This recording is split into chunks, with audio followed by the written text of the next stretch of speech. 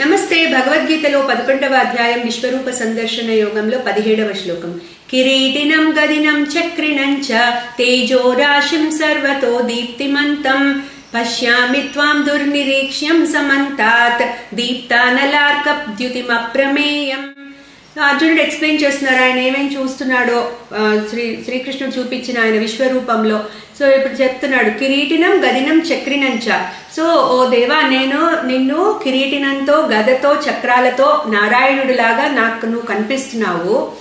తేజో రాశిం సర్వతో దీప్తిమంతం. సో నువ్వు ఒక తేజస్సు రాశిలాగా కనిపిస్తున్నావు. సర్వతో దీప్తిమంతం, అన్ని వైపులా కూడా వెలుగుని వెదచిమ్ముతూ ఒక దీప్తానలార్క ద్యుతి అంటే చాలా రేడియంట్ గా ఎఫెల్జెంట్ గా ఉన్నావు, స్వప్రకాశుడుగా ఉన్నావు. నీ కాంతి ఎలా ఉందంటే దీప్త అనల అర్క అంటే అనల అంటే అగ్ని, అర్క అంటే సూర్యుడు.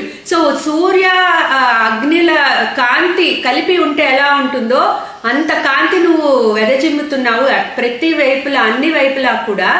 సో పశ్యామిత్వం, అది నేను చూస్తున్నాను కానీ దుర్నిరీక్ష్యం, కానీ చూడడానికి కష్టంగా ఉంది. సమంతాత్, అన్ని వైపులా పశ్యామిత్వం దుర్నిరీక్ష్యం సమంతాత్, అది అన్ని వైపులా కూడా స్ప్రెడ్ అయిపోయి ఉంది, చూడడానికి కూడా కష్టంగా ఉంది. ద్యుతిమప్రమేయం, తర్వాత నేను దాన్ని ఎంతవరకు స్ప్రెడ్ అయిందో నేను చూడలేకపోతున్నా, కొలతలు తెలియకుండా ఉంది అని చెప్పి తన భగవానుడి యొక్క ఎఫల్జెంట్ నేచర్ ని ఇక్కడ ఎక్స్ప్లెయిన్ చేస్తున్నాడు అర్జునుడు. క్లీం కృష్ణాయ నమః.